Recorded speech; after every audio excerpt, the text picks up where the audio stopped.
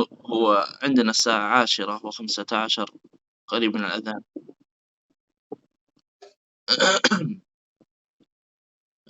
بسم الله نبدأ. أنا خلاص سجلت. بسم الله.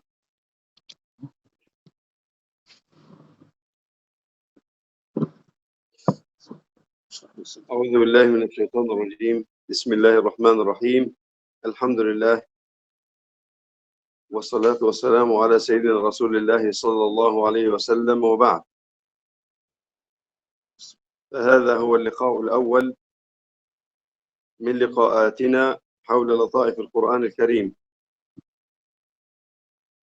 هذا الكتاب المنزل وهو كلام الله عز وجل المنزل على رسول الله صلى الله عليه وسلم بواسطة جبريل عليه السلام على قلب النبي صلى الله عليه وسلم، المتعبد بتلاوته، المكتوب بين دفتي المصحف. خلاص. بسم الله الرحمن الرحيم. السلام عليكم ورحمة الله وبركاته. Setelah Syekh memuji Allah dan bersalat kepada Nabi Muhammad SAW, Syekh mengatakan ini adalah Al-Quran atau judul utama pada kajian atau webinar kali ini. Al-Quran adalah kitab yang mulia yang diturunkan kepada Nabi Muhammad SAW melalui Jibril alaihi salam, dan ia adalah kemuliaan bagi Nabi Muhammad dan juga pada pengikutnya umat Nabi Muhammad SAW. هذا الكتاب معجز أو معجز في كلماته ومعانيه ورسمه وضبطه، لا يأتيه الباطل من بين يديه ولا من خلفه، تنزيل من حكيم حميد. وهو كلام الملك، وكلام الملك ملك الكلام. Ini adalah Quran adalah mukjizat dari Allah Subhanahu wa taala, mukjizat dari segala sisi, dari perkataannya, dari cerita-ceritanya yang ada di dalam Al-Quran, dan juga mukjizat, dan ia adalah firman Allah Subhanahu wa taala. نعم قليلا شيخ عشان أنا أنسى بسرعة. إن شاء الله لا نكثر يعني. نعم شوية وأنا أترجم على طول إن شاء الله. طيب. هذا الكلام كلام الله عز وجل، هو القرآن الكريم، به من اللطائف ما يجعل الإنسان يزداد يقينا أن هذا الكون كله من صنع الله عز وجل، وأن الله عز وجل هو المستحق للعبادة، وهو الذي يستحق العبادة، وهو الذي سبحانه وتعالى الرازق الخالق المسوي لهذا الكون، الصانع الخالق سبحانه وتعالى. Quran ini adalah terdapat pada dalamnya banyak keindahan yang membuat kita yakin akan kenapa diciptanya kita di dalam bumi ini, yaitu tujuan utamanya adalah beribadah kepada Allah.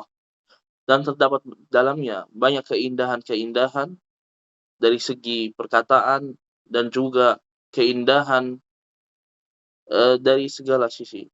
Syekh, أنا آسف أقل من هذا. إن شاء الله. أول شيء نتناول عنه إن شاء الله من عناصر هذه المحاضرة هو الإسلام دين يسر وسعة. الآيات الدالة على أن الإسلام دين يسر وسعة وليس فيه حرج.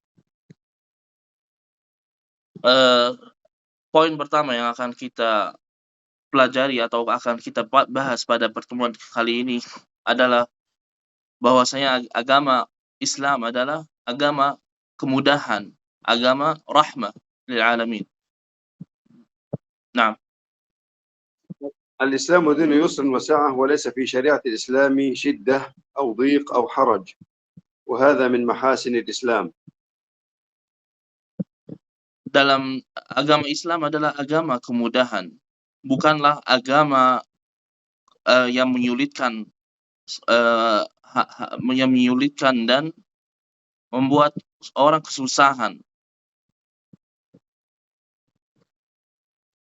آيات في القرآن الكريم تدل على هذا المعنى سأتلوها الآن. Terdapat yang menunjukkan, yang menjadi bukti atas kemudahan Al-Quran dalam Al-Quran.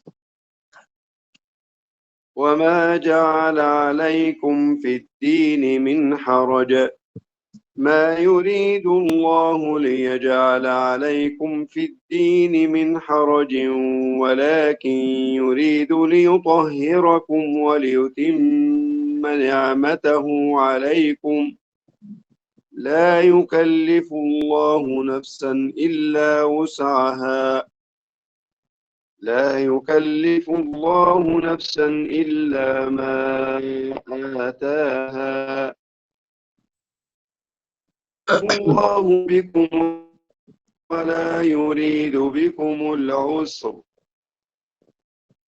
فمن اضطر في مخمصة غير متجانف لإثم فإن الله غفور رحيم من كفر بالله من بعد إيمانه إلا من أكره وقلبه مطمئن بالإيمان ليس على الأعمى حرج ولا على الأعرج حرج ولا على المريض حرج ولا على أنفسكم لكي لا يكون على المؤمنين حرج في أزواج أدعيائهم ما كان على النبي من حرج فيما فرض الله له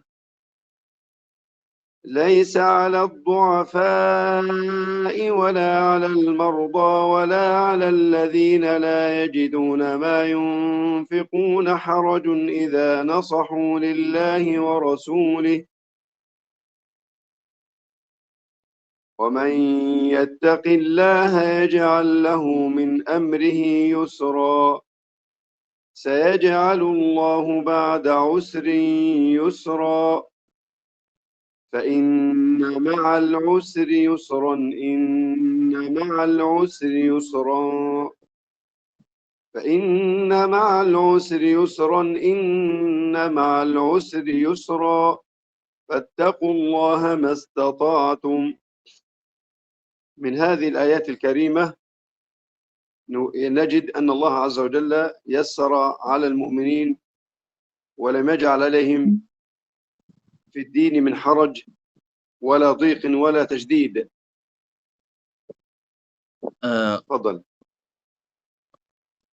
Ayat-ayat tersebut, ayat-ayat yang dibacakan oleh Syekh tadi adalah dalil bahwasanya agama Islam adalah agama kemudahan, agama yang memudahkan pengikutnya dalam menjalani kesehariannya dan tidak menyulitkan dan tidak memaksakan. نعم. ممكن تعيد آية 5 آيات من التي قرأتها وأترجم كل آية بعدها. نعم. هذا ما سأقرأه الآن وأذكر الفائدة من الآية وأنت تترجم إن شاء الله. آية واحدة بآية 5 آيات فقط. سنذكر 5 آيات فقط كأمثلة على يسر الإسلام وأنت تذكر أن أقرأ الآية ونذكر ما فيها من فائدة وأنت تترجم إن شاء الله. طيب. فمن اضطر في مخمصة غير متجانف لإثم فإن الله غفور رحيم. من مظاهر الإسلام يسر الإسلام في هذه الآية أن الله عز وجل أباح الميتة وهي محرمة في الشريعة لمن اضطر خوف الهلاك عليه، لأن حفظ النفس من الأمور المهمة في الإسلام وهي من مقاصد الشريعة، فأباح أكل الميتة للمضطر مع أنها حرام في الشريعة وهذا من يسر الإسلام. تفضل. faman idturra, Syekh tadi فمن اضطر في مخمصة baca surat atau ayat faman idturra fi makhmasatin faman idturra fi makhmasatin غير ghairu متجانف. mujanifin li itsmin fa innallaha ghafurur rahim. Ayat ini tentang memakan bangkai, tentang halalnya memakan bangkai jika idtur. Idtur artinya apa? Ketika datang keadaan darurat seperti lapar yang mungkin mengakibatkan kematian, maka diperbolehkan memakan bangkai tersebut yang ada di depan kita jika kita kelaparan. Dan arti dari ayat tersebut adalah, maka barang siapa terpaksa karena kelaparan tanpa sengaja berbuat dosa, sesungguhnya Allah Maha Pengampun lagi Maha Penyayang. Al-ayat tsaniyah, يريد الله بكم اليسر ولا يريد بكم العسر. هذه الآية الكريمة وهذا المقطع من الآية الكريمة ذكر في معرض الحديث عن فريضة الصيام، وأن الله عز وجل أباح الفطر لأصحاب الأعذار كالمريض والمسافر، وهذا من يسر الإسلام، وعليه أن يعيد إذا كان مستطيعا فيما بعد، فعدتهم من أيام أخر كما قال الله عز وجل. تفضل. ayat kedua adalah tentang puasa Ramadan, tentang orang-orang yang punya alasan atau uzur untuk meninggalkan puasa atau untuk membatalkan puasa. Arti dari ayat tersebut adalah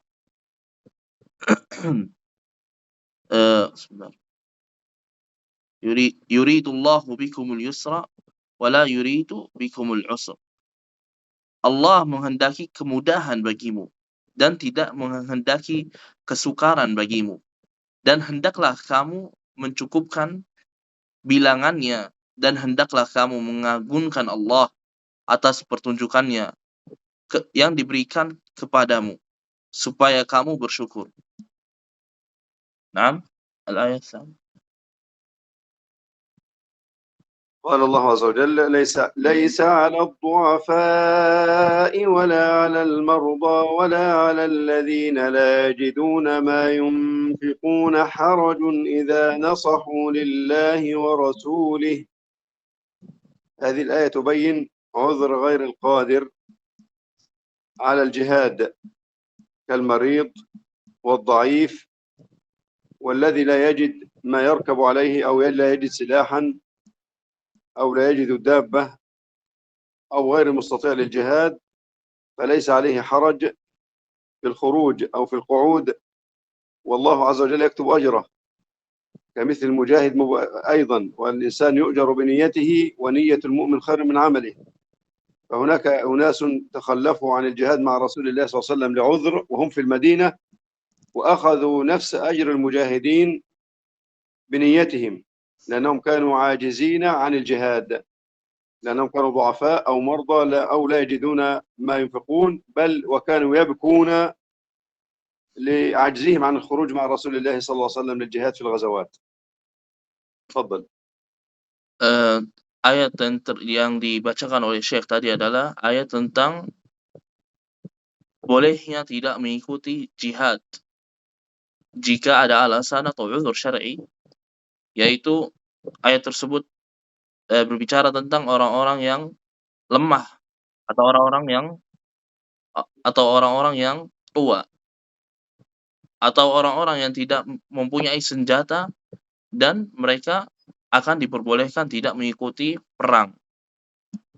Arti dari ayat tersebut adalah mahil ayat Syekh أعيدها ليس على الضعفاء ومن ليس على الضعفاء ولا على المرضى ولا على الذين لا يجدون ما ينفقون حرج إذا نصحوا لله ورسوله. طيب. سورة التوبة.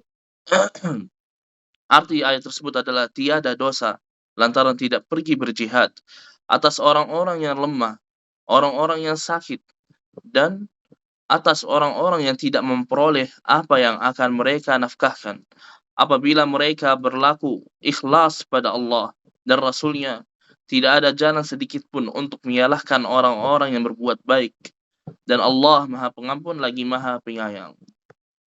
Inilah bukti atas kemudahan Islam dan memudahkan dalam segala hal. Tadi dibacakan ayat tentang jihad, ayat kemudahan atau tidak apa-apa orang meninggalkan jihad jika ada uzur. Juga tadi yang sebelumnya ayat tentang tidak puasa untuk orang yang sakit dan ayat-ayat yang dibacakan tadi. Nah, المعنى الآخر ننتقل حتى لا نطيل يعني ونتوقف عند هذا القدر من هذه الآيات التي تتحدث عن يسر الإسلام والشريعة الإسلامية وهي من محاسن الإسلام. ننتقل إلى المعنى الآخر وهو العنصر الثاني من المحاضرة، وهو التقوى والقول الحق هما أساس الصلاح. التقوى والقول الحق هما أساس الصلاح. ayat poin yang kedua di webinar ini adalah at-taqwa, ketakwaan adalah pokok dari menjadi baik.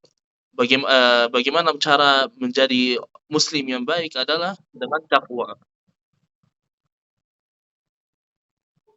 حدد القرآن الكريم أساسين لاستقامة حياة المجتمع. حدد القرآن الكريم أساسين لاستقامة المجتمع: التقوى والقول الحق، وتحتهما يندرج كل خير. تحت التقوى والقول الحق يندرج كل خير، وهناك آية في القرآن تدل على ذلك. Di bawah يا أيها الذين آمنوا اتقوا الله وقولوا قولا سديدا. اتقوا الله وقولوا قولا سديدا يصلح لكم أعمالكم ويغفر لكم ذنوبكم. ketika kita bertakwa, maka akan datang setiap kebaikan. Maka jika kita bertakwa, maka datang setiap kebaikan. Atas itu adalah imbalan dari kebertakwaan kita. Dan Syekh kemudian membacakan ya ayyuhalladzina amanu taqullaha wa qulu qawlan sadida. Wahai orang-orang yang bertakwa, wahai orang-orang yang beriman, bertakwalah pada Allah dan katakan perkataan yang benar. Naam Syekh Akmal. وقد عرفت التقوى بأنها الدين كله، يعني قول شامل يشمل الدين كله، كل أفعال الخير واجتناب الشرور هي التقوى. وقيل كما رفع علي بن أبي طالب رضي الله عنه أنها الخوف من الجليل والعمل بالتنزيل والرضا بالقليل والاستعداد ليوم الرحيل. هذا هو معنى التقوى. Takwa adalah kata lain dari Islam. Maksudnya apa? Maksudnya Islam adalah takwa dan mudah. أعد القول ماذا؟ القول بالقليل وماذا؟ هي الخوف من الجليل. Ketakwaan adalah sebagaimana yang dikatakan هذا قول من؟ والعمل بالتنزيل. هذا قول من يا شيخ؟ سيدنا علي بن أبي طالب رضي الله عنه. Kemudian Syekh mengatakan atau mengutip perkataan Ali, Ali sahabat Nabi Muhammad SAW. Ketakwaan adalah mengamalkan apa yang diturunkan dari Al-Quran. Al-qawlu bil qalil, mana? Nasitana. الخوف من الجليل، الخوف من الله، يعني الخوف من الجليل والعمل بالتنزيل. Ini adalah definisi ketakwaan yang dikatakan oleh Ali, sahabat Ali. Yaitu pertama, ketakwaan adalah yang pertama al-khawfu minal jalil, takut dari zat yang maha mulia, yaitu Allah Subhanahu wa taala, takut dari Allah Subhanahu wa taala. Kemudian yang kedua wal amalu bitanzil, dan mengamalkan apa yang ada di dalam Al-Qur'an, mengamalkan apa yang ada dalam Al-Quran. Kemudian yang ketiga, al-thalith, والرضا بالقليل والاستعداد ليوم الرحيل. Waridha bil qalil, dan ridho apa yang ditakdirkan oleh Allah Subhanahu wa taala, walaupun itu sedikit. Walaupun itu terlihat sedikit, tapi kita ridho. Dan yang terakhir, dan perkataan Ali bin Abi Thalib yang terakhir adalah dan meniatkan untuk hari akhir, dan menyiapkan amalan untuk hari akhir, dan menyiapkan apalah segala sesuatu untuk hari akhir atau hari kiamat, yaumul hisab. Naam. نكتفي بهذا القدر في هذا العنصر. نتكلم عن الأكل الطيب. العنصر الثالث الأكل الطيب. Al-akl. أكل الحلال. Okay. Poin yang ketiga adalah makanan yang halal. Insyaallah akan dijelaskan apa poin maksud dari poin yang ketiga ini. Makan yang halal. Poin yang ketiga. إن الأكل الطيب الحلال من تمام الدين، وقد قدمه الله عز وجل على العمل الصالح في آية كريمة. قال الله عز وجل: كلوا من الطيبات واعملوا صالحا. الأكل الطيب من تمام الدين، وقد قدمه الله عز وجل على العمل الصالح في آية كريمة. قال جل وعلا: كلوا من الطيبات واعملوا صالحا. Memakan yang baik, memakan makanan yang halal adalah dari kesempurnaan agama. Allah Subhanahu wa taala berfirman, "Kulu minat thayyibati." Kulu من الطيبات واعملوا صالحا. Kulu minat thayyibati wa'malu salihah. Makanlah dari yang baik.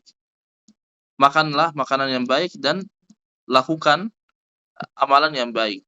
Maksudnya apa? Ketika kita makan baik akan memudahkan kita untuk beramal yang soleh. Ketika kita makan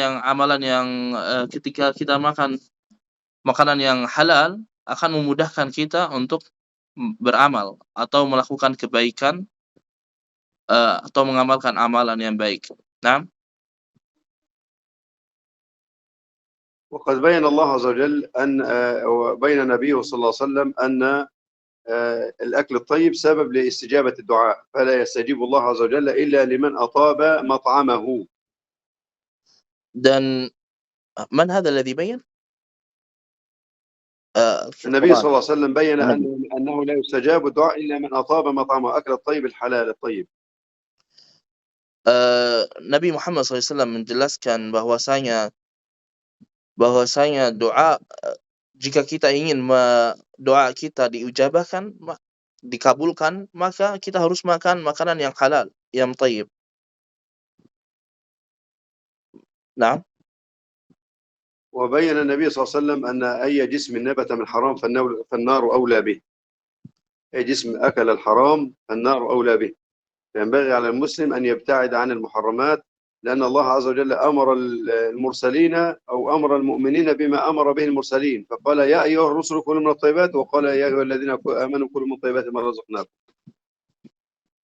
أي جسم نبت من حرام فالنار أولى به. وقد أمر الله عز وجل المؤمنين بما أمر به المرسلين، فقال: يا أيها الرسل كلوا من الطيبات، وقال: يا أيها الذين آمنوا كلوا من طيبات ما رزقناكم.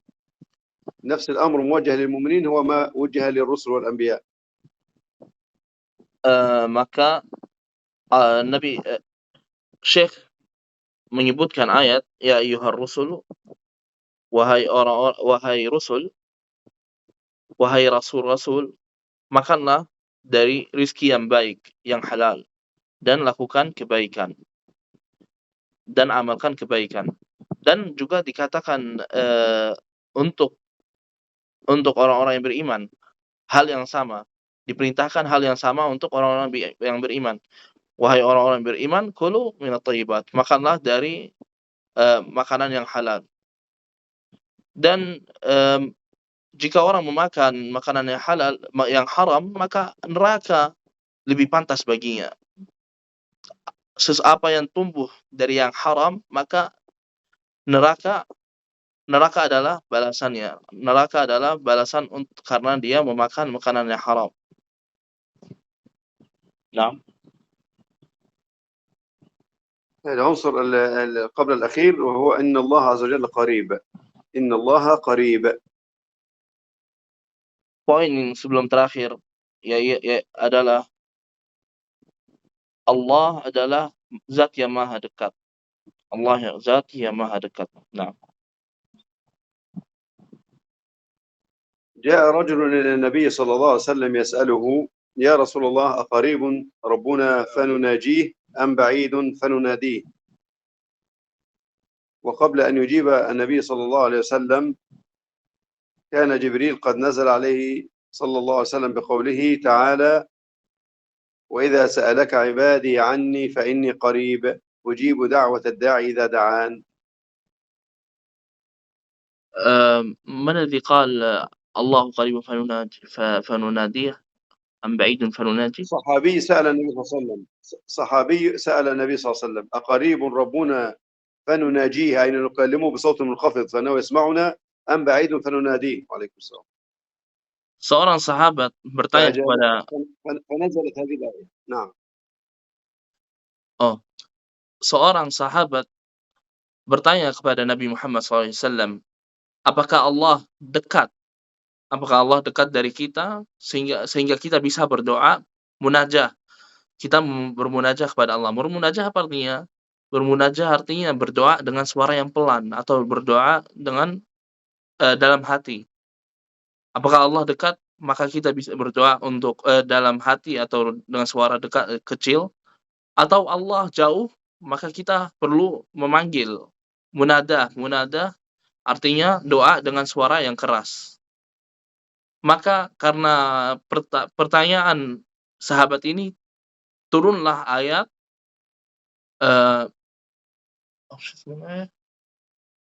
ما هي الآية قبل قليل؟ نسيت. وإذا سألك عبادي عني فإني قريب. Maka turunlah ayat wa idza sa'alaka ibadi anni fa inni qarib ujibu da'watad da'i idza da'an. Maka yang artinya adalah wa idza sa'alaka, dan jika hamba-hambaku meminta kepadaku, maka sesungguhnya aku dekat, zat yang maha dekat. Atau saya ambil ayat yang lain, arti yang lain yang lebih benar. Dan apabila hamba-hambaku bertanya kepadamu tentang aku, maka jawablah bahwasanya aku adalah dekat. Aku mengabulkan permohonan orang-orang yang berdoa apabila ia memohon kepadaku, maka hendaklah mereka itu memenuhi segala perintahku, dan hendaklah mereka beriman kepadaku agar mereka selalu berada dalam kebenaran. Ini adalah sebab nuzul ayat ini. Sebab nuzul ayat ini adalah karena sahabat bertanya kepada Nabi Muhammad SAW, apakah Allah dekat atau Allah jauh? Nah. لذلك لا ينبغي أن نجعل بيننا وبين الله عز وجل واسطة في الدعاء. كل آيات القرآن يسألونك قل النبي واسطة بين سؤال الصحابة وسؤال البشر وبين الله عز وجل في السؤال. إذا سألك عبادي عني فقول الله عز وجل يجيب والنبي واسطة، أو الصحابة يسألون والله عز وجل يجيب والنبي واسطة إلا في الدعاء. فإذا سألك عبادي عني فإني قريب. لا تجعل هناك واسطة بينك وبين الله، لا تتوسل بغير الله عز وجل أو بعملك الصالح أو بدعاء الصالحين. Ayat ini juga menjelaskan tentang Allah, ketika kita berdoa maka tidak boleh membuat perantara. Perantara siapa ya? Tidak boleh perantaranya orang soleh, nabi, tidak. Namun langsung mintalah kepada Allah. Mintalah kepada Allah, bukan meminta kepada makhluk yang lain. Seperti yang dikatakan dalam ayat ini. Jika hamba-hambaku meminta sesuatu, maka mintalah kepada Allah karena aku dekat, karena Allah dekat. Nah. العنصر الأخير حتى نترك فرصة للقراءة والمتابعة من الإخوة والأخوات أو الذين يريدون يقرؤون، وللأسئلة إن شاء الله حتى لا نطيل في أول محاضرة. التسبيح الله عز وجل وقول سبحان الله عز وجل أو سبحان الله بحمده، هذا هو العنصر الأخير. Poin yang terakhir pada webinar kali ini adalah tasbih, memuji Allah, mengatakan subhanallah wa bihamdi, mengucapkan subhanallah wa bihamdi atau berzikir pada Allah. Nah, ذكر الله عز وجل أفضل الأوقات للذكر والتسبيح في 3 آيات من القرآن الكريم. ذكر الله عز وجل أفضل الأوقات للذكر والتسبيح في 3 آيات من آيات القرآن الكريم. Allah Subhanahu wa taala menyebutkan 3 waktu terbaik untuk berzikir pada Allah, untuk memuji Allah. Ada 3 waktu terbaik dalam Al-Qur'an disebutkan ada 3 waktu, yaitu nah, قال الله عز وجل: وسبح بحمد ربك قبل طلوع الشمس وقبل غروبها ومن آناء الليل فسبح وأطراف النهار لعلك ترضى.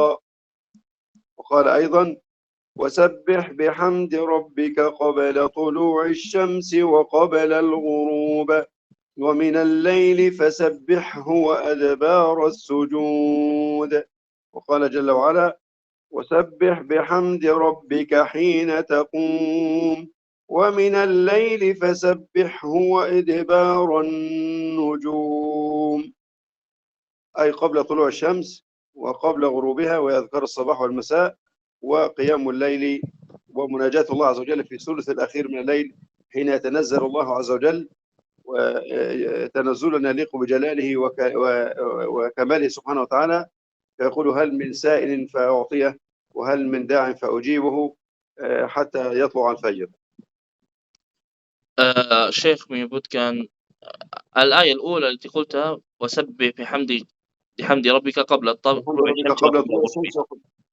صح؟ قبل طيب. غروبها ومن آناء الليل فسبح وأطراف النهار لعلك ترضى. طه.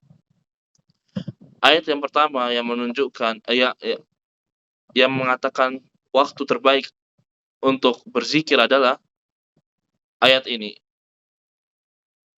Yaitu dalam surat Taha ayat 130 yang artinya, dan bertasbihlah kepada Allah dengan memuji Tuhanmu sebelum terbit matahari dan sebelum terbenamnya, dan bertasbihlah pula pada waktu-waktu di malam hari dan pada waktu-waktu di siang hari, supaya kamu merasa tenang. Jadi agar kita tenang, maka bertasbihlah pada waktu yang tadi disebutkan, sebelum terbit matahari, sebelum terbenam, dan waktu di malam hari, dan waktu di siang hari. Kemudian ayat yang kedua, wa min ana'il laili, فسبح وأطراف النهار لعلك ترضى. yang artinya wa min ana'il lail, sebentar. Artinya adalah من آناء الليل فسبح.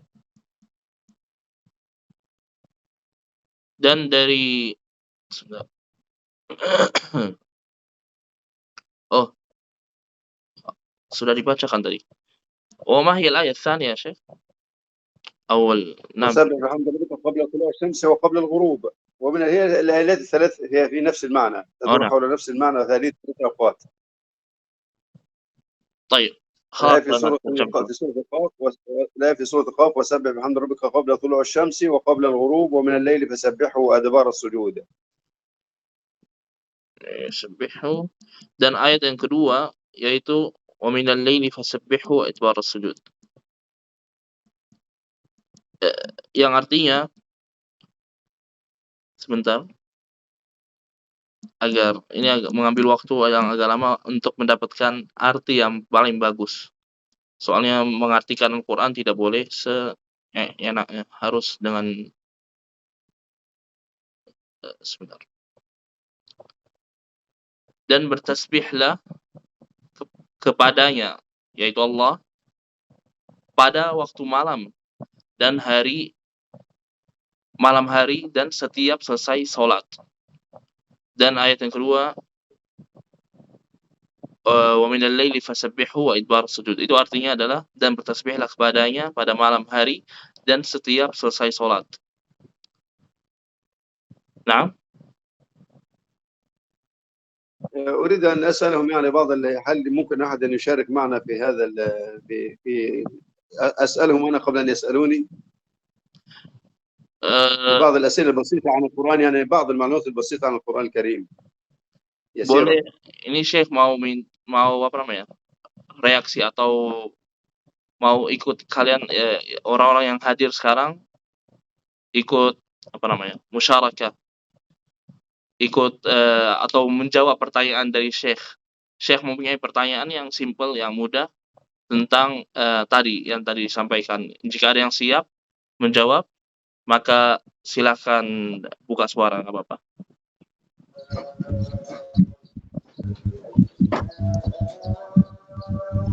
Silakan silakan Usama Al-Hafidh. نعم تفضل. ما هو السؤال؟ ما هو السؤال؟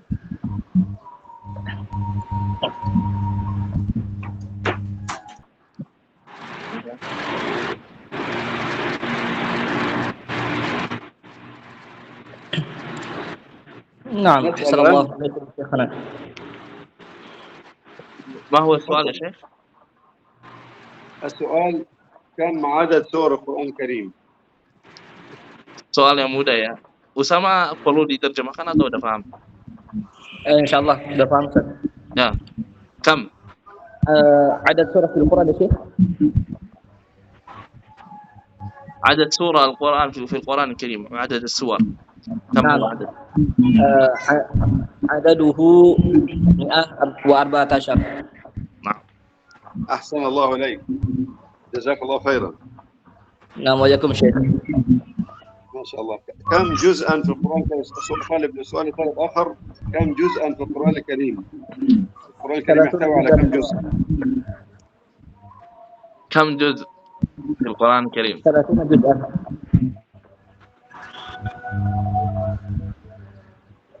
طيب، السؤال الثالث.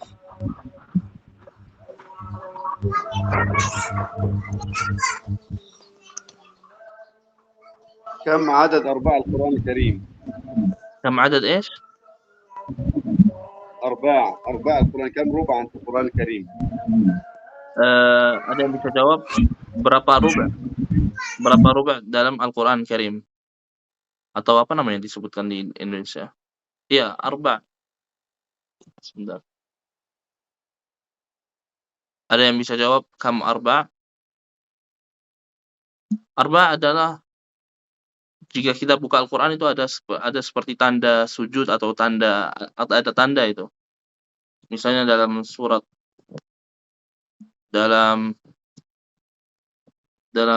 Al-Baqarah, jika buka Al-Baqarah, maka kita akan menemukan tanda di mana? Al-Baqarah, maka kita akan menemukan tanda setelah sebelum ayat innallaha la yastahi ay yadriba mathalan. Nah, itu ruba. Ruba pertama dalam Al-Quran adalah yang sebelum innallaha la yastahi ay yadriba mathalan. Ada yang tahu jawabannya berapa ruba dalam Al-Quran?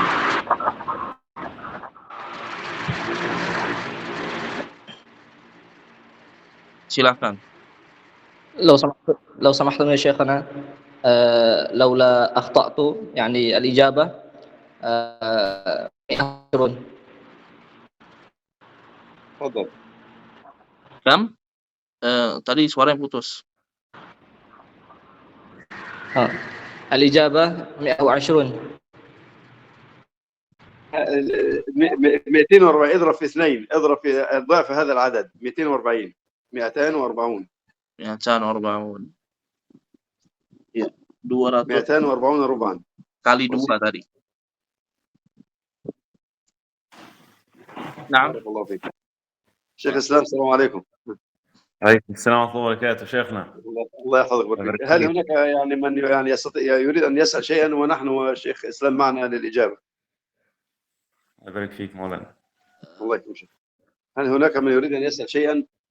Ada yang mempunyai pertanyaan? Insyaallah ada 2 syekh yang siap menjawabnya. طب هل هناك من يستطيع أن يقرأ أو يريد أن يصحح الفاتحة كما اتفقنا؟ أنا عندي سؤال يا شيخ. تفضل. نعم. أولا أحسن الله إليكم على هذا الشرح النافع إن شاء الله.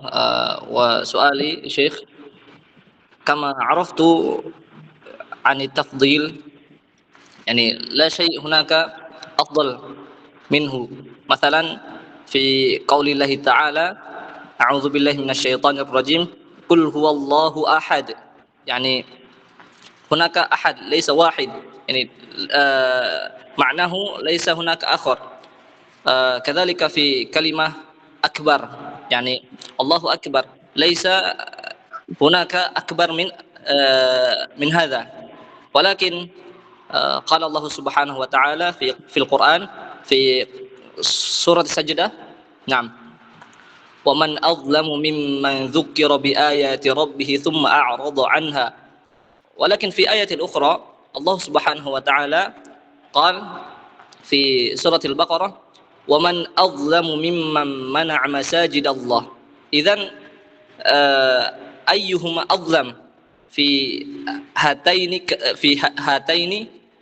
الآيتين؟ نعم يا شيخ، جزاكم الله خيرا.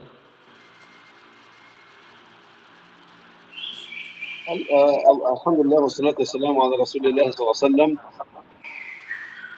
الشيء جنسه لا يتفاضل، الشيء الواحد جنسه لا يتفاضل.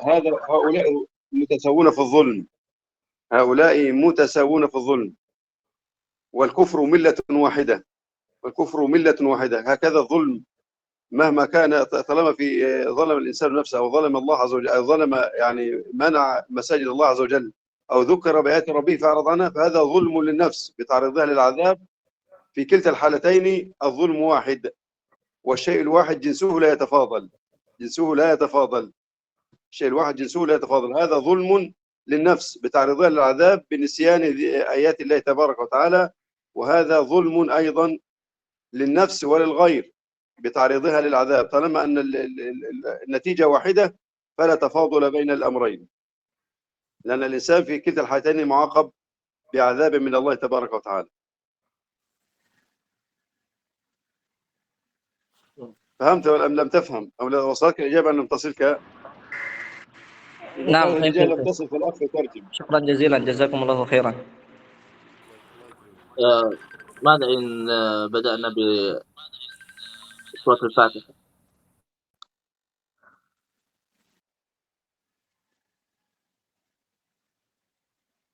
بتصحيح سورة الفاتحة. أخ يوسف. نعم. يوسف، أنت أولا إن شاء الله.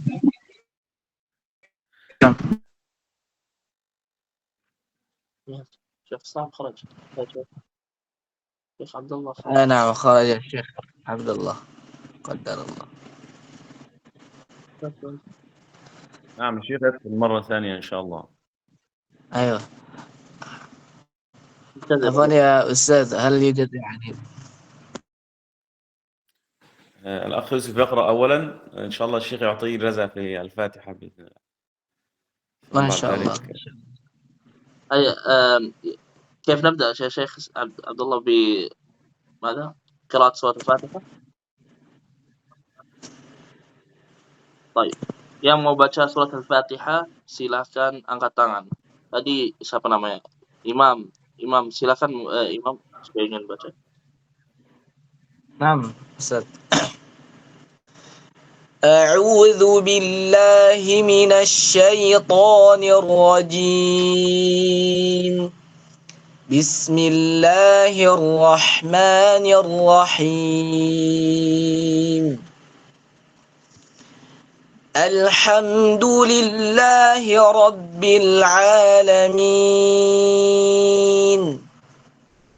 الرحمن الرحيم. مالك يوم الدين. إياك نعبد وإياك نستعين. اهدنا الصراط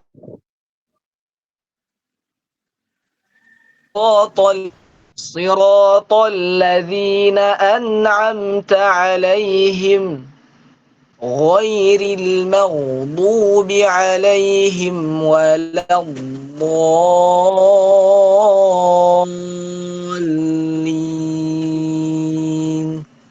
ما شاء الله تبارك الله، ما شاء الله ما شاء الله، ما شاء الله، طيبة جدا جدا جدا، ما شاء الله بارك الله فيك. أجزتك بسورة الفاتحة، وهذا يعني أعتقد أنه من ثمرة شيخنا المبارك الشيخ إسلام شعبان، جزاه الله خير. جزاكم الله خير. جزاكم شيخ. جزاكم الله خيرا شيخنا، قبلت وتشرفت يا شيخ. جزاكم الله خير. الأخ اسمه إيه الذي قرأ؟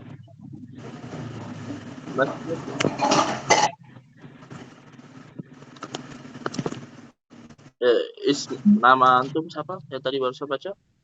نعم اسمي إمام البزار شيخ.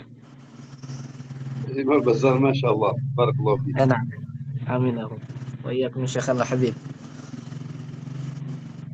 Ada yang mau baca lagi? Dipersilahkan. أنا أستاذ. Baik, tafadhol.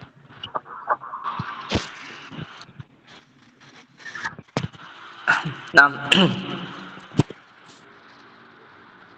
أعوذ بالله من الشيطان الرجيم. بسم الله الرحمن الرحيم. الحمد لله رب العالمين الرحمن الرحيم مالك يوم الدين إياك نعبد وإياك نستعين اهدنا الصراط المستقيم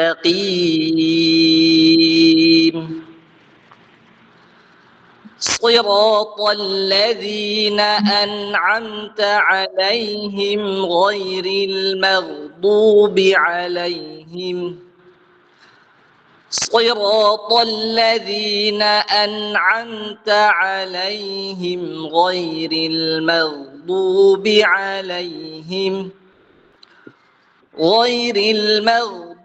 عليهم ولا الضالين.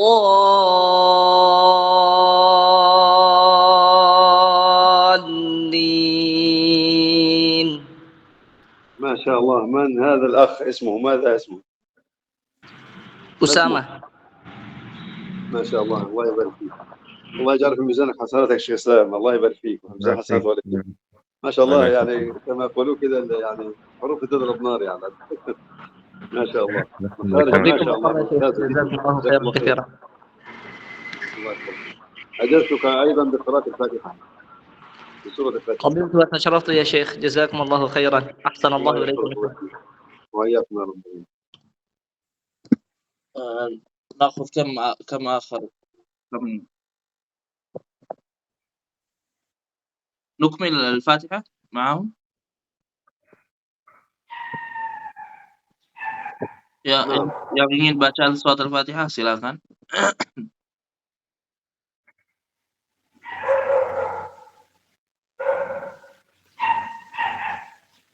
Ada yang ingin membaca surat Al-Fatihah dipersilahkan.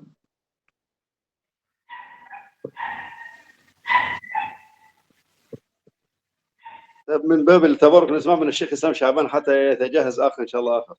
تفضل يا شيخ إسلام. وأجيز بها ما شاء الله، ومجيز وقارئ كبير ما شاء الله هنا. الله يبارك فيك شيخنا. تفضل. أعوذ بالله من الشيطان الرجيم. بسم الله الرحمن الرحيم. الحمد لله رب العالمين الرحمن الرحيم مالك يوم الدين إياك نعبد وإياك نستعين اهدنا الصراط المستقيم صراط الذين أنعمت عليهم غير المغضوب عليهم ولا الضالين.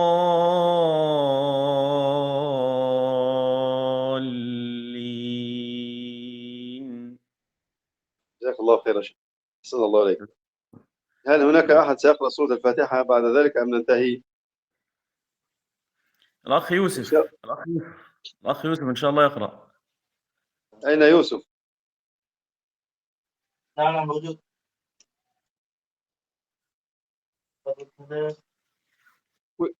كل مرة في نهاية اللقاء نأخذ إن شاء الله إجازة في سورة معينة. المرة القادمة في سورة الكوثر إن شاء الله. إن شاء الله. حديث مسلسل بسورة الكوثر إن شاء الله. ما شاء الله. نعم يا شيخ. Ada yang mau baca lagi? Dipersilakan.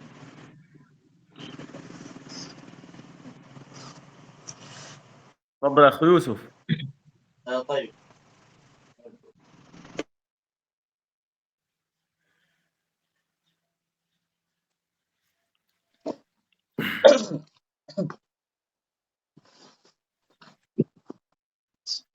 هل سيقرأ الأخ يوسف أم ننتهي من اللقاء إن شاء الله؟ الآن سأقرأ. يقرأ.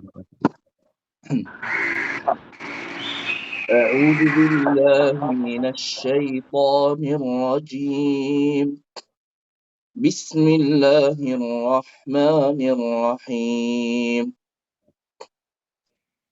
الحمد لله رب العالمين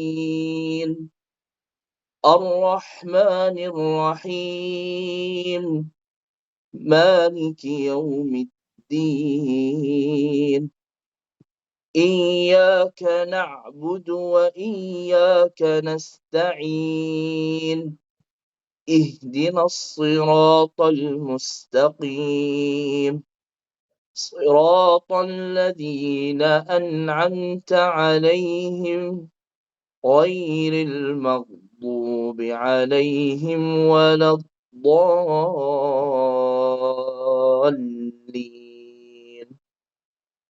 هل هنالك؟ جزاك الله خيرا. أجزتك بقراءة سورة الفاتحة. جزاك الله خيرا. قبلت الشرف لك. نعم. جزاك الله خيرا.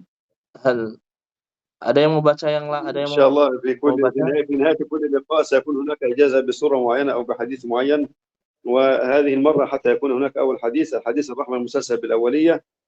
قال رسول الله صلى الله عليه وسلم: الراحمون يرحمهم الرحمن تبارك وتعالى، يرحموا من في الأرض يرحمكم من في السماء، وفي رواية يرحمكم من في السماء. هذا حديث الرحمة المسلسل بالأولية. كل راوي من الرواة كان يقول هذا هو أول حديث سمعته من شيخي، هذا أول حديث تسمعونه مني، لذلك أجزتكم بحديث الرحمة المسلسل بالأولية. وآخر دعوانا أن الحمد لله رب العالمين، وصلى الله وسلم وبارك على نبينا محمد صلى الله عليه وسلم. وسأجعل هناك يعني نسخة لجميع الحاضرين في سورة الفاتحة الذين قرأوا، أرسلها للشيخ إسلام شعبان يرسلها إلى الإخوة، ويكون إجازة الحديث الرحمة عام للجميع، أما الفاتحة لمن قرأ فقط. والسلام عليكم ورحمة الله وبركاته. جزاكم الله خيرا يا شيخنا عبد الله علوان. الله يحفظكم دائما إن شاء الله. جزاكم الله خير. السلام عليكم. إن شاء الله. وعليكم السلام. جزاكم الله خيرا. بارك الله فيكم. نفعنا الله خيرا يا شيخنا. وشكرا على هذه آمين. الفرصة. إن شاء الله يكون. السلام عليكم ورحمة الله وبركاته. وعليكم السلام ورحمة الله وبركاته. استودعكم الله. السلام عليكم. السلام. وعليكم السلام ورحمة الله.